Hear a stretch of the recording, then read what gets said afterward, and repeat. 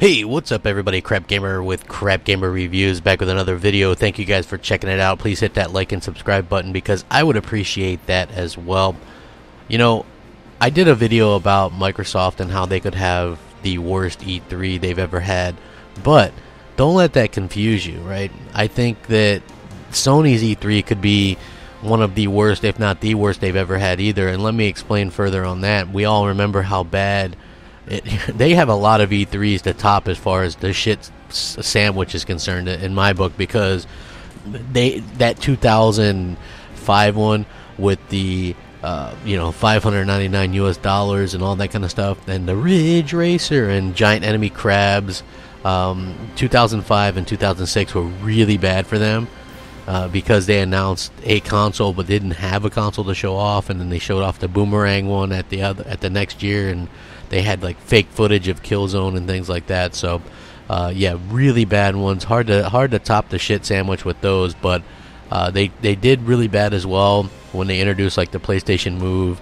and the stuff like the Wonder Book. You guys remember that? And when they kept talking about 3D over and over again, like literally we were playing a drinking game during their E3 conference. Every time they were mentioned 3D, you take a shot and you're hammered in the first like half hour, because it's like everything was 3D, 3D, 3D. So you're wondering how their E3 can be really bad, right? Well, here's how it's going to be really bad. First of all, if they start talking about VR. Second of all, if they start talking about console sales and a bunch of goofy numbers that nobody gives a damn. Nobody wants to see a PowerPoint presentation at an E3 show, right? We want to see games. Next up, we don't want to see games that are 5 years out, because they've already been doing that for the past few years. How about we see some games that they announced 3 years ago and see if they're going to come out, like Shenmue. They announced The Last of Us 2. Are we going to see some footage from that? Like, are we going to get some release dates? You know, if they sit there and just show some game footage, oh, that's great. But without a release date or even a damn release year, what good does it do, right? I mean, just like I don't really want any kind of VR stuff at Microsoft show, and the reason being isn't because I hate VR. It's because it doesn't translate well on stage. You can't see it. So it's just ridiculous, because you have these really subpar graphics because VR is not really high-end graphics, and then you have no way of really seeing that when you're at your house or whatever. So I think that would be kind of a bad thing. The next thing is easy on the remasters. If they start showing a bunch more remasters, like how many more can you have? Like, I don't hate remasters, don't get me wrong. Again, I'm fine with that, but I don't think that those should be shown off at E3, especially if you're doing one of those PSX events later in the year.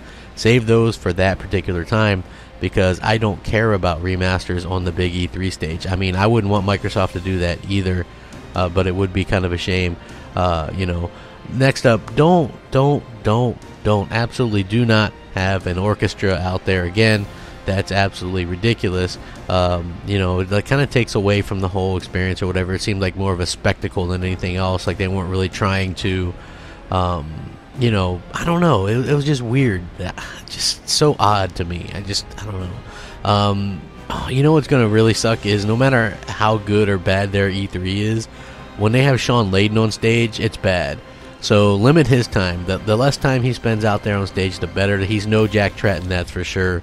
But I just think that what Sony has to do in order to not have a terrible E3 is you're going to have some new stuff to show off as well. If they're just showing off stuff that we've already seen and it's already been announced, which is likely because the last few years they've been just like tossing everything at the wall and seeing what sticks to try to impress people, right? Oh, here's God of War, here's The Last of Us, here's this, and those games, here's Shenmue 3, and and these games just aren't close to releasing, or maybe they are, I don't know, but stop doing that. Give us some release dates. They're gonna have to show some things that are new.